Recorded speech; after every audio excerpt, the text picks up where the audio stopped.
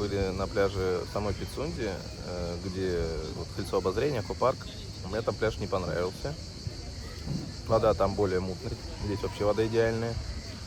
Вот, очень чисто здесь. Есть вот эти вот сосны пицундовские.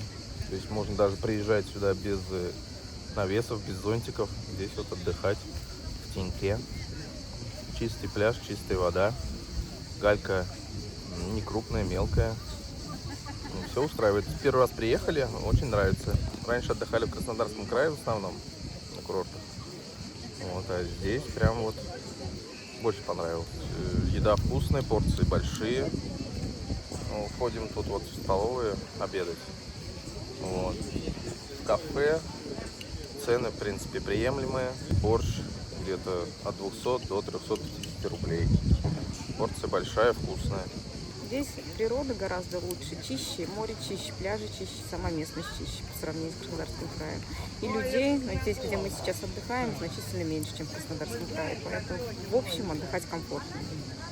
Если, конечно, не считать отельного сервиса, к которому мы, в принципе, приехали без отельного сервиса, то все остальное здесь прям намного лучше. Люди чудесные, открытые, доброжелательные, всегда подскажут, помогут.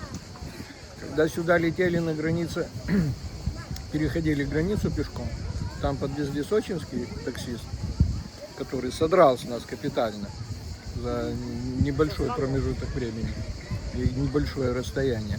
Здесь встречал наш таксист, ну ваш, в смысле, абхазский. Человек сразу подошел: что вы не можете найти кого-то, давайте я вам позвоню, помогу. Нашли нашего таксиста, мы сели, поехали. Ну и совсем другое отношение, совсем другие люди. Море замечательное, чистейшее. Были много где, но такого чистого моря не видели.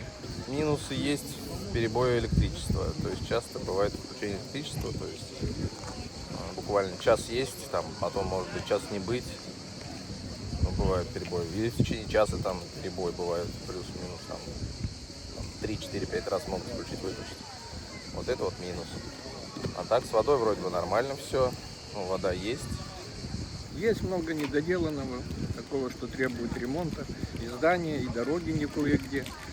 Кстати, вот кусочек дороги здесь, который идет до перекрестка, до кругового движения, там буквально 1,5-2 километра. Почему его не делают, я ума не дам. Совсем небольшой кусочек уже могли бы сделать. Причем ехали на маршрутке, он говорит: вот посмотрите, какой участок дороги до местного муниципального здания. Там все отремонтировано, все чудесно. А здесь, где туристы едут, почему-то никто не хочет ремонтировать. Вот здания стоят такие вот разрушенные, это, конечно, сразу бросается в глаза. Вот хотелось бы, чтобы такой вот, замечательный, можно сказать, рай вот у вас тут на земле, чтобы тут было каждое здание, чтобы было красиво. По крайней мере, у нас такого нет в Беларуси вообще.